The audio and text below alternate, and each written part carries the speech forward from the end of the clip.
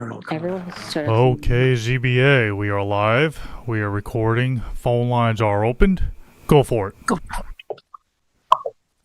Good evening. I'd like to welcome everybody to the Zoning Board of Appeals on February 25th, 2025. I'd also like to take a moment to welcome our alternate member, John Thorson Jr., who is on the dais for the first time. He will be participating in these hearings in the absence of Chairman Deline, and he will also see the process clear to determinations.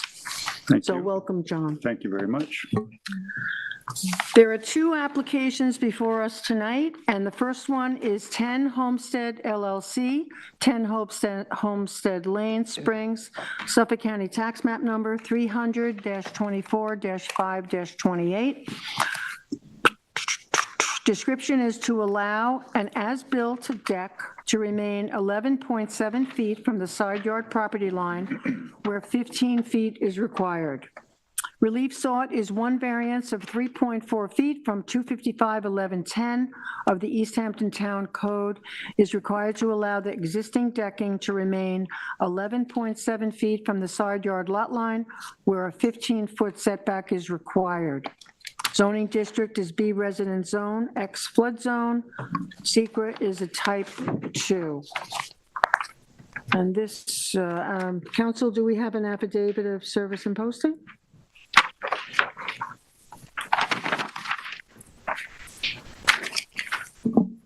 Yeah, the one short, is it? Oh, Okay. Making sure. Yes, I have reviewed the affidavit. Everything appears to be in order, and the board has jurisdiction over this hearing. That's This is my area, so I did a field inspection. Thank you, Member Mehring, for taking a photo of the Oh, of affidavit. course, It wasn't there the day I went, but I was there like 2 weeks ago.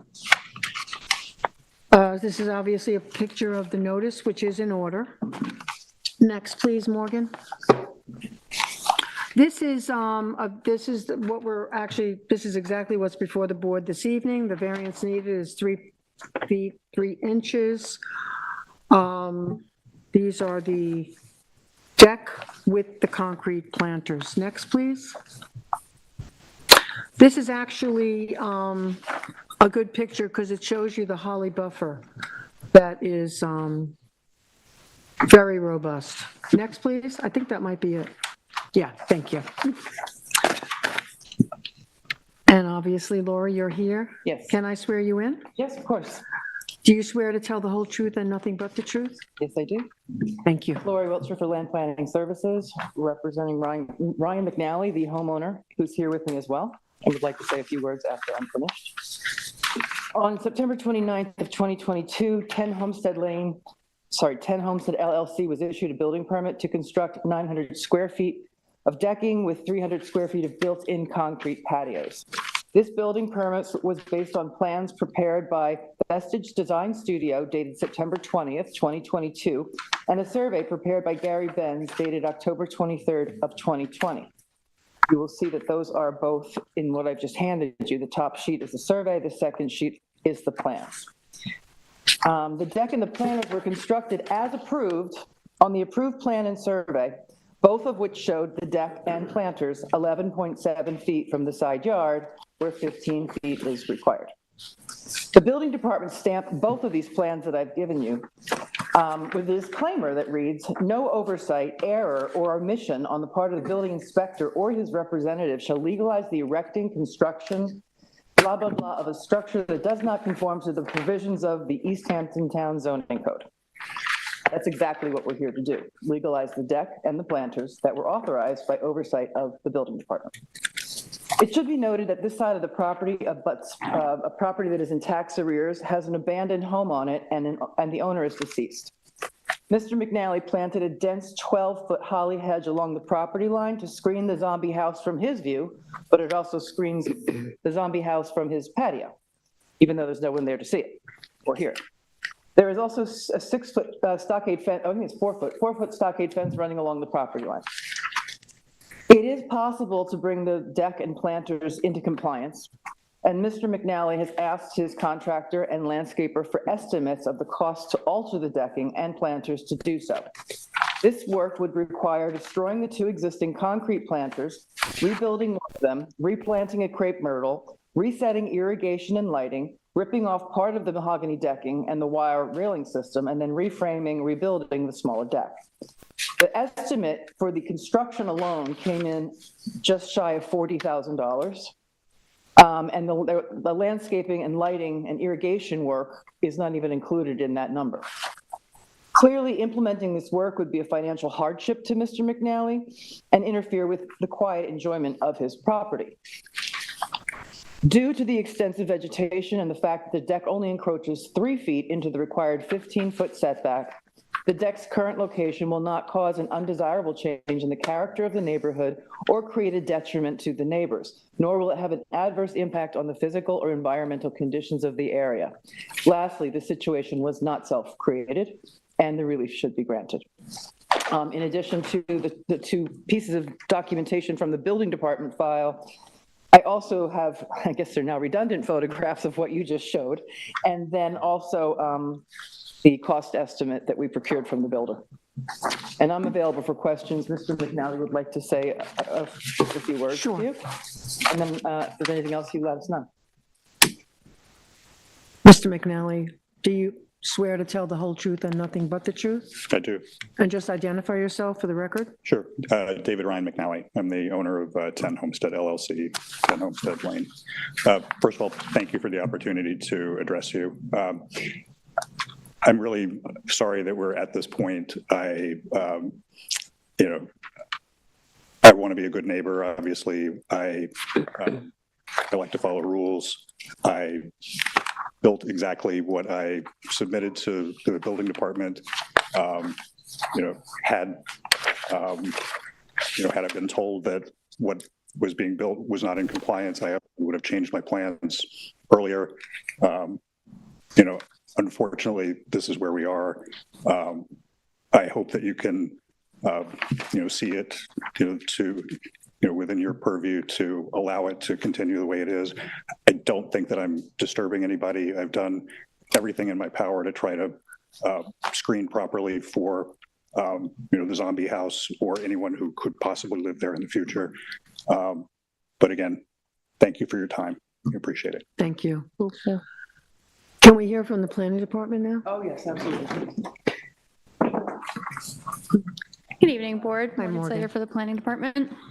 Do you swear to tell the whole truth and nothing but the truth? I do. So it's pretty straightforward area variance application. I don't have a ton to add to what's already been said. It is a slightly undersized lot for the zoning district. It's B residence zoning. The lot is about 15,000 square feet, where 20,000 is the minimum for B residence. And just to reiterate, a building permit was issued for what appears to be the same setback. The actual distance isn't shown on the building permit plans, but using a scale, it ends up being almost exactly what was built. I will say that maybe there was a slight increase in the area on the north side of the deck from what the building permit was shown, but it maintains that setback that was shown in the building permit. And as you saw in the photos and what's been said, there is pretty mature hedges along that affected property line that does operate as pretty good screening. Besides that, I can answer any questions the board may have about the property or its history. Thank you, Morgan. Does the board have any questions? I just do want to understand, and I appreciate that getting the survey from the last, from the building permit, but given that you're saying it definitively was built the same distance from the setback line, but the deck was made bigger relative to what was permitted. I'm just trying to understand. It looks like it was slightly extended to the north. Yeah, I just wanted to ask a question about that. Yeah. To understand why that happened. I'm just going to pull up the plans on them. Because it's an increase in the nonconformity, so. It would be an increase in the area of the That's nonconformity, what I mean, technically, yeah, yeah. right. Mhm. Okay, so there was no reason why it was built beyond what the plans were. Well, I mean, the relief we're here for is just the setback from the I side yard. understand, I just wanted to understand. It's not for square footage or anything like that. So moving forward, that, I was out on the site. The holly is robust and it's very full and you can't see the neighbor. But what's the guarantee that if this was to move forward and he got the variance, we don't see the holly come down and the neighbor would have a complaint that it was within 4 feet of the 3.4 feet? Well, the neighbor, if they were alive, probably could have made comments now here at this Or a future hearing. neighbor was. Someone will live there But eventually. it's to my client's advantage to keep the hedge because that house is in severe disrepair. No one owns it. It's in tax default and an estate issue where there's no one claiming it. So it's not going to be occupied by anyone anytime soon. Yeah. And my client spent a lot of money on that holly hedge, so there's no reason he's going to take it down. Yes, so what can we do to see to it that it stays there? How A about covenant? Let's covenant that hedge will stay there. As long as it lives, yes. Thank you. Thank you. So the board have any more questions? No, I'm fine. No, I'm fine, thank you. Lori, is there anything else you'd like to say? Matt, are there any callers? You have 0 calls on the line. Thank you. Okay, are we good? We're ready to close? I'd like to make a motion for 10 Homestead LLC, 10 Homestead Lane in Springs. I'd like to make a motion for the public hearing and record to be closed. Second. Concur. I concur.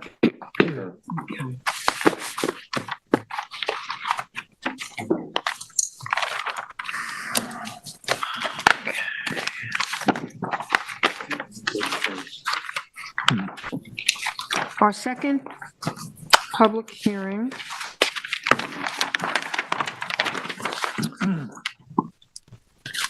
is for Danielle and Brooke Nidich, 77 Beach Lane, Waynscott, Suffolk County Tax Map Number 300-200-3-41.5. The description is to allow a 596 square foot accessory building to be converted into a second dwelling on the parcel. One variance from 255 to 45A1 of the town code is required in order to allow a second residential use on a parcel where the maximum allowable number of uses is 1, and any other relief necessary. The zoning district is A2 resident zone X flood zone. The secret type is 2. Council, do we have a affidavit in order? Yes, we do. I reviewed the affidavit. Everything appears to be in order, and the board has jurisdiction over this application. Member Johan, did you want to go Yeah. ahead with your field inspection? I only have a few photos of this because we're not actually talking about the site as much as you might on some of these, but this is the picture of a photo of the posting. Next. Just to give you an idea of what beach looks like here. Now I'm looking south, I'm looking towards the ocean. You can see this is a nice, very nice portion of the town. Next. I'm looking the other way, I'm looking north, looking back up. Thanks. Directly across the way, there's a driveway that's just give you again, beyond I can see the pond out there, but nonetheless you can see here with the nature of the mature vegetation in a mature neighborhood. Next. This is looking up the driveway. It's really not pertinent, but I took a couple of photos. Next. Looking out back, there's some open space behind the main house. Next.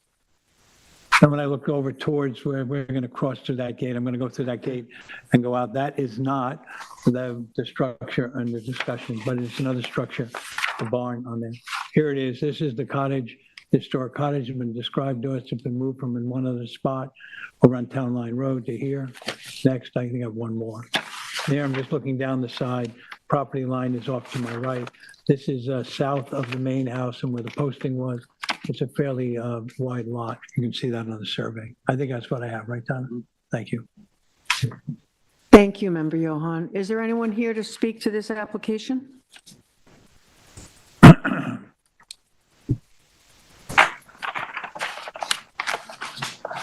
evening, Acting Chairman Savarese and members of the board. Richard A. Hammer, I'm from Biano and Hammer in Montauk. I'm here representing Dan and Brooke Neidig, the owners of the property at 77 Beach Lane in Waynscott. I've known Dan and Brooke for decades. I've served as their local counsel on many diverse matters over the years. The Neidigs and their children are longtime members of the Waynscott community, and I don't think I'd be exaggerating if I told you it was one of their most cherished places in the world. In fact, Brooke and Dan, as well as their other children, own several of the adjacent properties to 77 Beach Lane. I was their attorney when they purchased this from the Gourlay family in 2010, which seems just like yesterday to me. The Gourlays were friends, and Dan and Brooke over the years as parents, and it passed to the children. They were happy to have them continue their legacy on the property. I think the barn that you saw in that, as I recall, that was raised chickens back in the day. So, it was like a poultry use on the property. Just a little bit of history. Several years ago, there was a property at the end of Town Line Road. It had several cottages that were proposed to be demolished. I did submit all this info with my application for review, but it does bear mentioning this structure was referred to as the Great Cottage at the end of Town Line Road. We think it was built in the 1920s. It was a charming fixture of Town Line area for almost 100 years, sort of a remnant glimpse of the past and beach cottage fabric that speaks to the origins of the town of East Hampton as a whole. It's small in size. I think it's 596 square feet. I think it might actually be a little less depending on which plans you measure it with. It's very rustic, and it speaks to the old charm and character of Waynscott and Sagaponack area. The cottage was actually featured in a book by Dale Mollinger and Susan Davis, and was promoted as an example of a rustic cabin. I'm certainly not a historian, but I do think that examples of traditional architect provide glimpses of a different way of life, as well as a use of our landscape that are meaningful and relevant today. As a matter of fact, a lot of people think we should go back to those at the end of the day. The owners of the house thought enough about this structure to try to have it preserved, first via temporary storage of the property in Sagaponack. I think the Sagaponack Village Board and the building inspector said, oh yeah, you can move it here temporarily. They gave them a time frame and said, okay, now you have to get rid of it or demolish it. That's when Edwina Von Gall, who's a landscape designer, contacted Brooke and Dan and said, hey, I have a really great idea. Could we locate it on your property? I wasn't involved in that effort, but a building permit was issued by the town for the structure to be placed on this property as an accessory structure. It otherwise conforms to required setbacks, size limits, etc. The structure conforms to our zoning code, other than the fact that they moved a cottage in place. It was approved by the Architectural Review Board, et cetera. It's an actual cottage. I don't think the owners understood all the permitting that had been completed. I think they thought, oh, the town is going to work with the village of Sagaponack and say, okay, we can have this cottage here. However, it was just permitted as an accessory structure, but it's an accessory structure that a lot of people wanted to see preserved in some fashion. When I was asked about this, after this all happened, I knew you couldn't legally have a cottage on a property that has a principal structure. So I said, oh, well, it's going to have to be conform to the building permit. That this type of structure would be allowable as of right in East Hampton Village. I don't know how much work or understanding you have. They saw the need for these accessory dwellings to provide workforce and year-round housing opportunities, and it's as of right as for that reason. We submitted an application for this variance initially, and I had a conversation with Eric Shantz when Eric was working for the planning department, and he said, hey, listen, we're about to adopt, or we're considering this accessory dwelling legislation. This would be a perfect, I said, okay, great, perfect. So I think we actually withdrew our application while that kind of, that accessory or structure legislation worked its way through. I thought it was a great idea for this, and it would be a great way for us to pursue this. It is otherwise a perfect candidate. It meets all the limitations applied under the town code in terms of size, meets setbacks. It's large. It's a lot large enough to accommodate it, and we would agree to all the limitations and rental restrictions that were put in the law. However, the legislation has one problem. It requires the lot owners propose an accessory dwelling on a property that is owner occupied, serving as the owner's legal primary residence. Dan and Brooke Neidig Nidec actually owns several of the adjacent homes. None of them would qualify as their legal primary residence either. They reside in New York City, I believe. They pay the taxes there, and they spend probably more than 180 days a year. I don't know what would qualify as your primary legal residence, but this is not that for them. Basically, we can't meet this requirement, and probably none of the other members of their family. They have several children. None of them actually would claim to be primary legal residents of East Hampton. This is a second residence in a guest house. That's what they purchased it for. I'm not sure why this requirement was included by the town board, but I was there for some of the discussion on it. It was centered around the concerns about absentee landlords, making sure they had a full-time person in residence on the property. Basically, there was a consensus this would operate as a kind of a safety relief valve. No affordable housing unit would be occupied unless the owner was there to essentially watch over their use and occupancy, maybe regulate it. Maybe it's a little parental in focus. That's probably how I would permit my kids to play with things is, I'll be in the room, but I can assure you that whoever occupies this cottage would be someone that would respect the property owners, and appreciate the opportunity to live, work, and enjoy East Hampton like all of us are fortunate enough to be able to do. I did do a little research. The need for accessory dwelling units was driven by a huge housing crisis that we're all aware of and experience daily on the East End, not just in East Hampton, but all over the North and South Forks. East Hampton as a whole, according to census data, says it's about 60% second homeowners right now.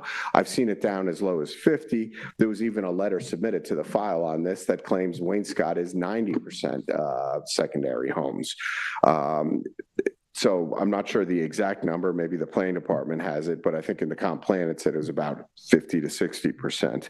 I live in a year-round area of Montauk. I've been counting doors, lights on, and I don't think in my area it's probably more than 45% year-round residents at present. It was closer to 80% when I moved in. It was a nice little enclave of, I know everybody around me. That's changed over years, and I suggest you do the same thing. If you doubt my numbers, we're losing our local population in droves. We're becoming a commuter population of workers out here.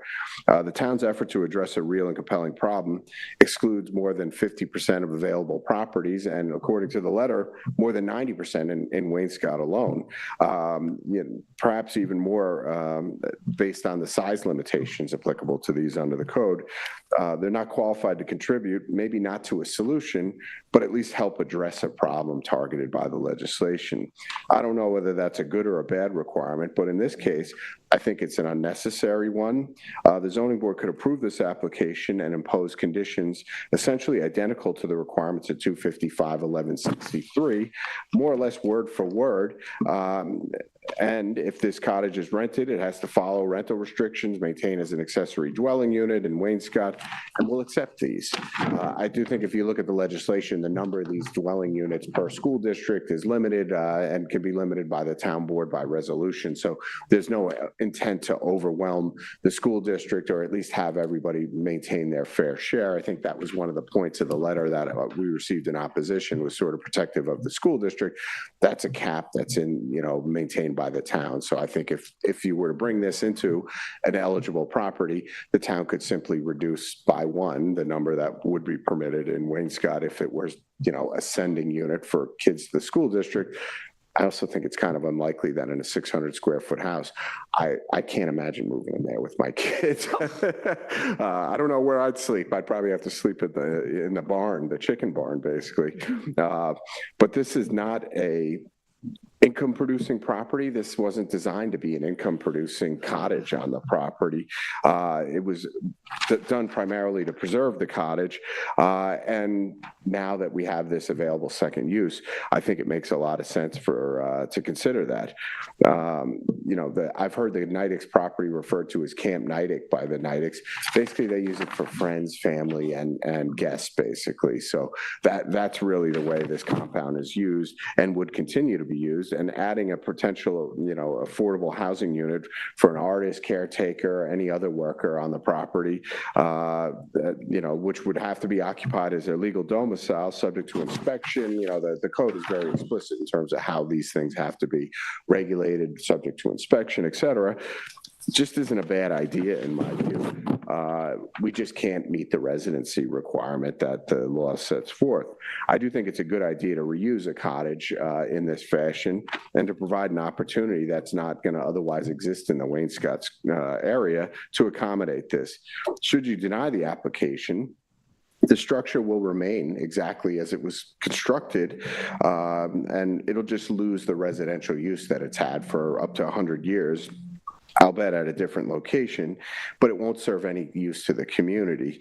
It's just an accessory structure. It's probably not the ideal accessory structure. I'm sure if you were to build a barn or something, you would probably want higher ceilings or whatever it is, but that was the intent initially. I can confidently state that Wainscott or anywhere in the town doesn't really need additional accessory structures. We need accessory dwelling units as provided for under the town code. Just a quick wrap up under the variance standards. We are asking for a small benefit to continue the historical use of this cottage, but it also provides a benefit to the community that can't be denied an accessory dwelling unit, subject to the same restrictions as any of the other restrictions under the town code, so that it'll be identical in its function and use under the town code. It is, in fact, a minimum variance we can ask for. This property qualified. Had we had a primary resident of this property, we wouldn't need this variance at all, but it's clear that this requirement will just never be realized on this property under the Nidix ownership, and they have no intent of selling their family holdings. This has been a long-term property, and I'm sure the kids will continue to occupy it. I haven't seen a lot of these applications in my practice, but I think it would be meaningful to work to see one created in Wainscott or anywhere that we can have these created. We won't likely have many opportunities to provide these in the future. So the one question why don't you qualify for the affordable housing? Because it requires that you have a primary legal resident of the owner. That leads me to think about, and I'm just asking, because this is kind of like a different, how this is different from similar applications, like what makes this unique? I mean, because the rule would certainly be the primary person is in the residence, and then how would we control what goes on this property? Well, What if you goes look at on this property if this is 1163, granted? and I can give you a copy of the legislation, it's very specific as to how you register. These things have to be periodically inspected. The tenants have to be approved by the Office of Housing and Community Development. The periodic inspections, it's a very rote and generalized requirement for this under the town code, and we'd abide by the exact same restrictions. And I suppose you could even put in there that if at such time it doesn't qualify, it could be restored back to an accessory structure use. I can't object to that either. Board have any questions? Yes. 2012, we had the review of the ARB, which allowed that shed to be moved from another property. And it was with the stipulation that it would be a shed. And, I don't know what kind of use you're talking about that it got. At that point, I guess they qualified for an agricultural overlay. Yes. But there was nothing allowing a second residential use on that property. No, because And that's what you're actually asking us for now. Well, the ARB could not approve an accessory dwelling unit because the legislation hadn't been adopted by the town. The town considers an accessory dwelling unit to be an accessory use, not a principal use. So the ARB approval, which I wasn't actually at in 2012, however, it would be only able to approve it for what was allowable under the code at that time, which was an accessory structure. But today, the appearance of the structure will not change at all. I mean, it's basically the identical structure. What you're approving is a use that would be allowable in there, which is an accessory use. Which is second clearly residence. against all the town code. No, it conforms to the town code if it's an accessory residential use. If you have a owner primary occupied, that this would be absolutely conforming. If I moved into this property tomorrow, I could absolutely have an accessory dwelling unit on this property because I could claim it as my legal primary residence. That's the difference between this and what the code provides is in this case. Okay, but you can't qualify for that. And in 2012, when the shed came there, it was as a shed. And until you can conform for the ADU, it can't be an ADU. Your application's asking for a second residential use for this property. That's correct, but it can be limited in the same manner as an accessory dwelling unit I under the don't think code. So the code, as a matter of fact, in your application, the information that you have in here, to meet the standards, is all for an area variance. The section for a use variance is blank. This is not a use variance, it's a numerosity variance, and I can discuss this with your counsel, but I think it's a numerosity variance. You're limited to one. We are asking for two. Under our town code, we had a primary residence, it would be one, because it's an accessory to the residential use. That's what the accessory legislation did, is it said, okay, you can have a second residential unit that's accessory to your primary residence. It's not considered a separate use. In our case, we're saying, okay, because we don't qualify for that legislation, we're asking for two residential uses. However, you can limit the second residential use to conform exactly to the requirements of the accessory dwelling unit legislation, which would essentially render it an accessory use administered by the zoning board. So, I'm sorry, were you going to say something, Jane? No, I was just wondering, I have to think through if we have jurisdiction to do that, so. Sorry. So this affordable accessory apartment legislation that it's not, you don't qualify because you're not the primary, you don't have the primary resident there. So we both know that we're in the business here of interpreting code, not creating code. And if we were to make a ruling like this, you've already said that 60% of the residents in the area are not permanent residents. We open the door for 60% of the people to say to us, well, if it works there, why doesn't it work everywhere else? Now, I'm not saying it should or shouldn't. I think you make a very good case for the town has problems with housing, and we all understand it. I think it is 596 square feet. I think under a lot of circumstances it would work. That's not an issue for me. I think you've made a good case in that. But the problem is that the code is created in a way to keep 60%, 80%, as much as 90% in the letter from Mr. Egan, people having that opportunity to say, well, if we can do it there, let's do it everywhere. And you can see that. That's part of our problem here. We look for uniqueness. How is this unique? It's not the only individual. There's a lot of people who could then come in front of us and ask the same thing. So that's what's going to be a little difficult. I think all your logic and the history of the structure, and it's a beautiful structure. Becky Cypress, all the points you make, it's wonderful. But that's not what's in front of us. What's in front of us is to decide whether or not we can somehow circumvent the rule and give you permission to use this. And then I worry about, from our point of view, what have we done? What door have we opened? And I'm not sure we should be in the business. I know we're not in the business of creating code, creating loopholes in code. We shouldn't. Or we look for uniqueness, and that happens often. And we look for something that we can understand that the code can bend. This is pretty much, we're looking at a ruling that's been made, and we're going to somehow counteract that ruling. That's dangerous ground. I don't know that you're legislating. What you are doing is considering an area variance at the end of the day, which is a numerosity requirement. And you can say, in this case, the benefit to the applicant outweighs the detriment to the community. I would present that the benefit to the community of Wainscott is this was intended to be a benefit enjoyed by Wainscott. And if you take the opposition letter on its face, nobody's going to get one of these in Wainscott because they don't. 10% of the people have the ability to apply for this. I would like to have the opportunity to go to the town board or the town clerk and find out, or maybe it's the building inspector, how many of these have actually been filed. But the town, considered that, hey, we would allow up to this amount of these in these district, in each school district, or however they broke it down. Mm-hmm. I suspect you're going to find that you haven't even approached any of those. That's why my question to you about the uniqueness of this. That's pretty unique. That needs to be something we look at, and we don't really have that before us. What is going to happen with these two residences? Who's going to live in them? Well, under the code, it has to go through a qualification process. Right. There is no tenant, there's nobody living in these residences at all. It was brought into existence and remains vacant for that reason. So both of these are going to be looked at as rental properties? No, rental registry, or they're going to be personal? the principal residence on this property is owned by the Nidecks. I think their Right. daughter stays there when she comes out to visit with And the her use family. in the, what you're trying to get relief for, who's going to be in there? It's an accessory dwelling Just unit. It gonna- has to be, qualified under the town code. It has a set procedure But for. why do they Is need there that? plumbing in it now? No, I think there was plumbing in it when it was moved. I Right. don't think it so. says no plumbing.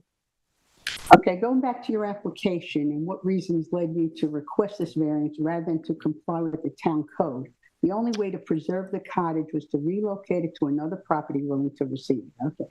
It's relocated with a building permit for a shed due to the sensitivity and timing, so it could be preserved. So it's there as a shed. It's not there as another residence or anything adjacent to a residence. It's a use variance you're asking for. And one of the variances, as far as self-creation, that there's a hardship here. And this is definitely a self-created hardship. Actually, in your application explaining exactly why it was self-created. Well, it was brought, And it was we a. cannot, I believe you're incorrect assuming this is a use variance. You can speak to your counsel about it. I believe this is a numerosity variance. It's a use that would be allowable other than one specific criteria that if you believe the opposition, 90% of the people in Wainscott won't qualify for that. But the intent was to create these units. So if the intent was to create units where none can be created or 90% of the properties are out, you're never going to reach the benefit that was intended to be provided by that legislation. And that's what the zoning But board is that's for. fitting Not the for- residential code for that A2 zone, I think it's in. It's allowed one residence. But an accessory dwelling unit is not an considered a accessory second. dwelling unit, It's a shed Well, today. you can say it is an accessory dwelling unit, which is an accessory use. It's not a principal use.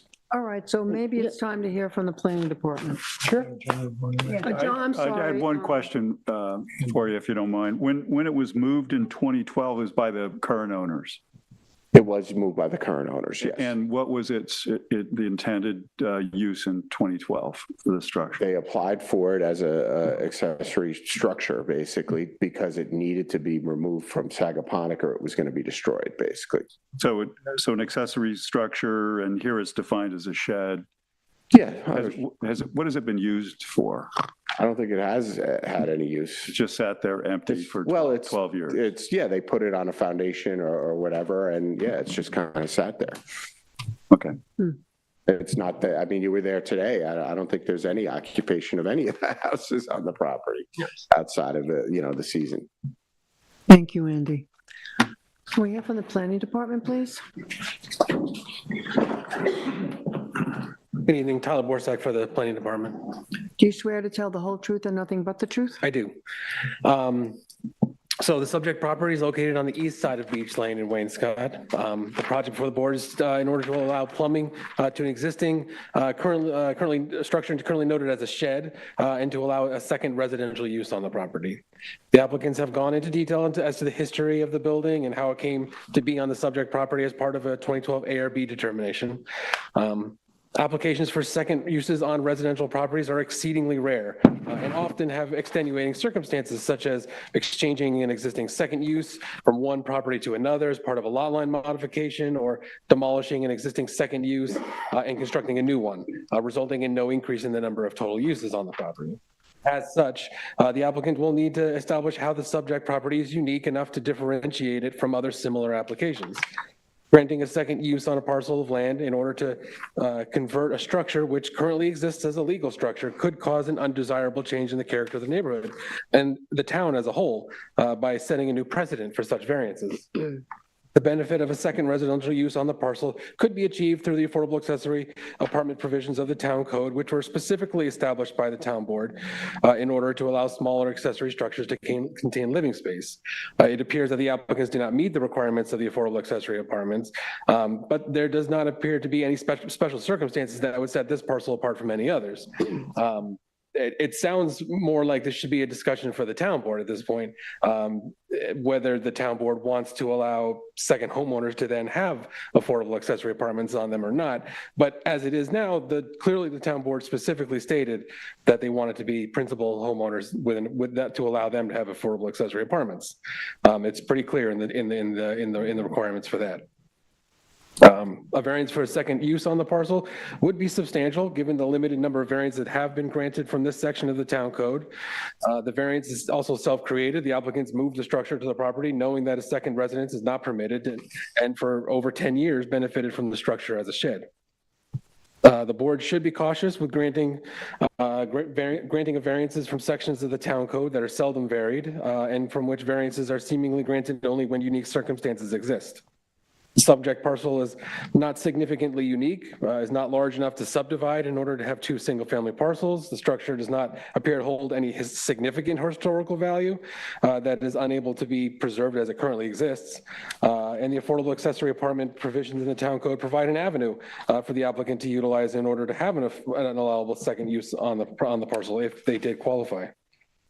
Other than that, I can answer any questions you might have. I don't know if you want to have a discussion about whether it's a use variance. From my understanding, and I'm sure James will have an opinion too, from my understanding, I actually had an application years ago, the same thing came up. And it's an area variance simply because the use is an allowable use. So it's a residential use on a residential property, which is an allowable use. It's an area variance because it's two instead of one. That's essentially how it was explained to me. But in our town code, the A2 residential zone, you're only allowed one residential use. Right, but it's a residential use on a residential property. So the use is residence. It's just a second residence. Right. So the use is, if they wanted to do like a commercial, whatever, like a gas station on the property, that would be a use variance. But, second residential on a residence is still a use variance. It would be an area variance as far as I was told at the time. In the state code, it says it's well settled that a use variance cannot be granted. One of the cases is in the instance when the owner has acquired the property knowing the existence of the condition that's preventing it. In this case, saying that this is a shed when they moved it to that property. Right, as far as I'm aware, it would be an area variance. The use is a residential use, which is allowable on the property. It's just the number of residential uses is the The question. fact that they're not living in the primary residence. Well, that's whether they That's a qualify whole other- for apartment or affordable accessory apartment or not. Yeah. We're not being asked to consider a change to the town code's apartment accessory provision, are we? No, that's a question for the town board. If they wanted to Right. approach the town board and ask to allow, non-principal use, not principal homeowners to allow it, that would be probably a better avenue. That's not in our purview, though. It's not in your purview, but it's sort of by granting a variance from the section of town code, because that's the reason, kind of extends a precedent out towards any property with a second homeowner. Right, and going back to the state code for use variances, it states, if it becomes a condition such as you're saying, that 90% would do it, then that is a situation where rather than give a use variance, you should bring it to the town council or whoever the authority is if they want to change it. Right. But that's not being done here.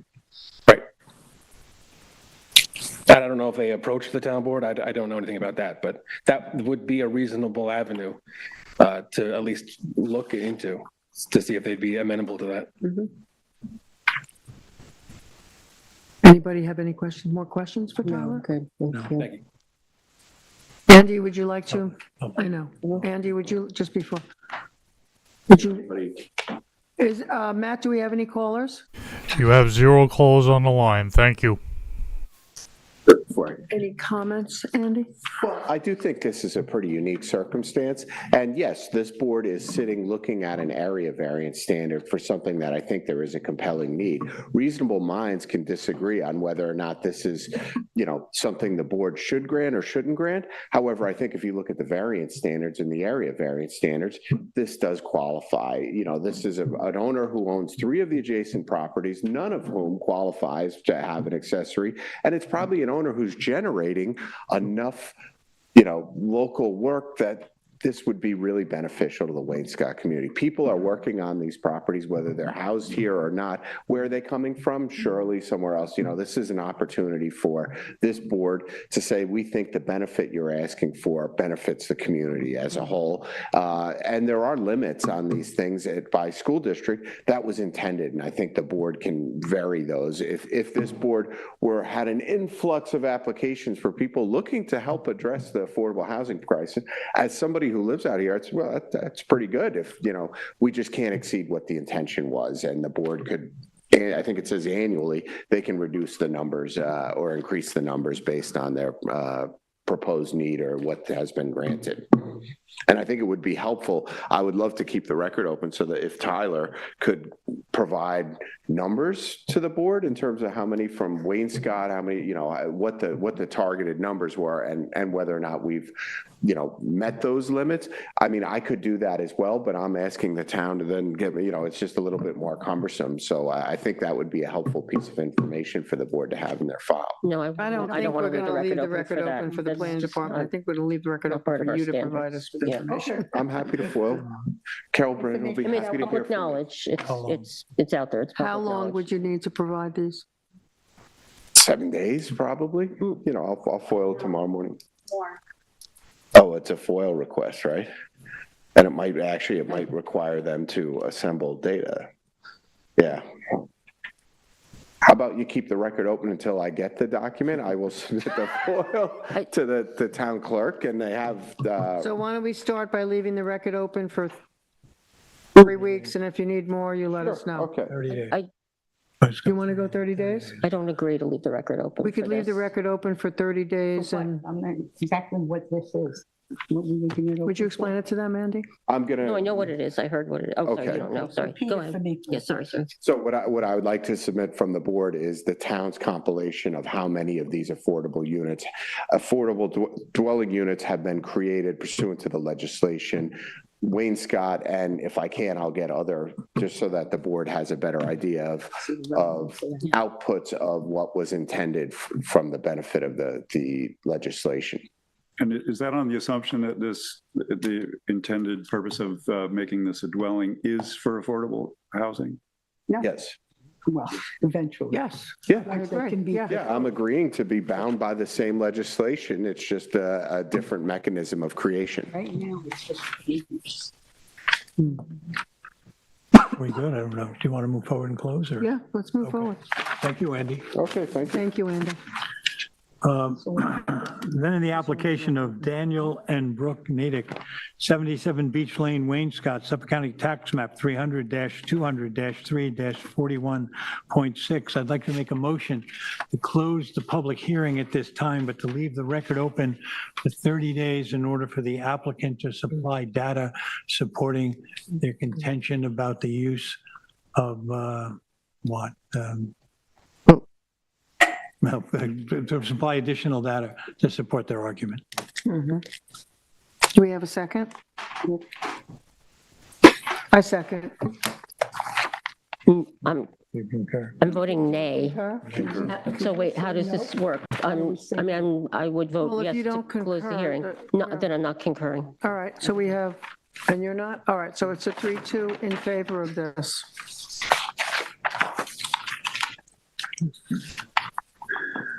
That, we have to ask our counsel, we've just made a confusing mess for her. Thank you, Andy. Did you hear that? Counsel, it was 3-2. Okay. So leave the record open for 30 days? Okay. For leaving it open, yes. All right, so here is my agenda. Okay. Now, let's move on to the minutes. Member Berger. Yes, I'd like to make a motion to approve the minutes from Tuesday, February 11th, 2025 for the East Hampton Town Zoning Board of Appeals. I'll second it. Concur. Concur. Concur. Move on to resolutions. Who had Waterview 3 LLC? That would be Member Berger? Oh, I have that. Okay. But you all remember this, right? Yes, I do. No, you don't have It to. started out as an enforcement issue, and it was an appeal of the stop work order that happened. It was a unanimous decision upholding the building department, or the enforcement departments, and the town code interpretation on this. So for Waterview 3 LLC, 232 Westlake Drive, Montauk, tax map 300-12-4-29. Make motion to approve the resolution as written. Second. Concur. Concur. I concur. Who is Hakusei Oh, that was LLC? Roy. Yeah. That's you. What is that? That was the mod. on That was- Sammy's I yeah, know it was a Road. modification, but, okay. For Sammy's Beach Road, it doesn't sound familiar because the applicant's name changed from when you guys just heard it. But remember, that was the one that you guys approved recently with the garage and re-veg and removal of a wall. But then they came back just to swap out the windows and doors. And it was Ryan's application, so we weren't sure if it was going to go admin. But then when Tyler presented it, he said it was comfortable as a modification, yeah.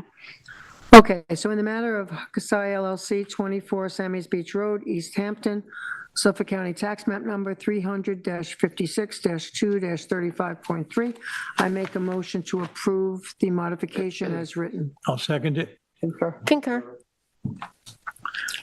I had Jessica Hooten. This was,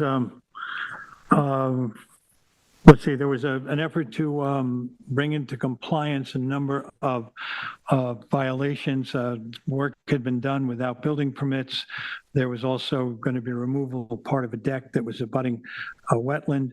There was removal of the stairs and make it smaller. They offered a fair amount of re-veg. We decided in 5-0 that we thought that it was a reasonable request, and we approved that application. Therefore, for Jessica, in the case of Jessica Houghton, 101 South Forest Street, Montauk, Suffolk County Tax Map 300-28-9-21.1, I want to make a motion to accept the determination as written. Second. Concur. Concur. Concur. Okay, the last one is Jason and Ashley Lybath, 15 Bay Inlet Road in Springs, Suffolk County Tax Map Number 300-23-2-9. As I understand it, we actually already approved this and adopted this resolution, but we referenced the wrong building plans, and that's been revised. So I'd like to make a motion to approve the amendment to the building plans for this application. Second. Concur. Concur. Concur. Member Johan, do we have an adjournment? Okay, I'd like to make a motion to adjourn the Town of East Hampton Zoning Board of Appeals public hearing for February 25th, 2025 at 7:19 PM. Second that. Concur that. Got it done in less than